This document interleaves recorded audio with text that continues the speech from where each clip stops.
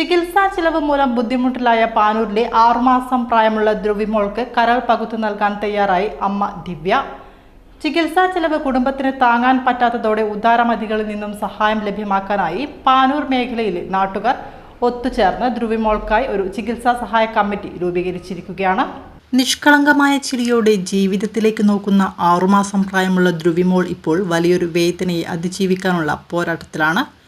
കരൾമാറ്റ ശസ്ത്രക്രിയയല്ലാതെ ഈ കുഞ്ഞിന് മുന്നിൽ മറ്റു വഴികളില്ല. സ്വന്തം കരൾ നൽകാൻ അമ്മ ദിവ്യ തയ്യാറാണെങ്കിലും കുടുംബത്തിന് താങ്ങാവുന്നതിലും അപ്പുറമാണ് ശസ്ത്രക്രിയയ്ക്കും തുടർന്നുള്ള ചികിത്സയ്ക്കും ആവശ്യമായ തുക. ഏകദേശം 50 ലക്ഷത്തോളം രൂപയാണ് ശസ്ത്രക്രിയയും തുടർ ചികിത്സയുമായി കണക്കാക്കുന്നത്. നിത്യവരുമാനക്കാരായ പിതാവ് മൊകേരി കടേപ്രത്തി കളരിപ്പറമ്പത്ത് രജിലേഷിന് ഇത്രയും വലിയ തുക കണ്ടെത്തുക എന്നത് അസാധ്യമായ കാര്യമാണ്. ഇതുവരെയുള്ള ചികിത്സയ്ക്ക് തന്നെ വലിയൊരു തുക ഈ കുടുംബം ചിലവാക്കി കഴിഞ്ഞു. ഈ സാഹചര്യത്തിൽ പാനൂർ മൊകേരിയിലെ നാട്ടുകാർ ഒത്തുചേർന്ന് ധ്രുവിമോൾക്കായി ഒരു ചികിത്സാ സഹായ കമ്മിറ്റി രൂപീകരിച്ചിട്ടുണ്ട്.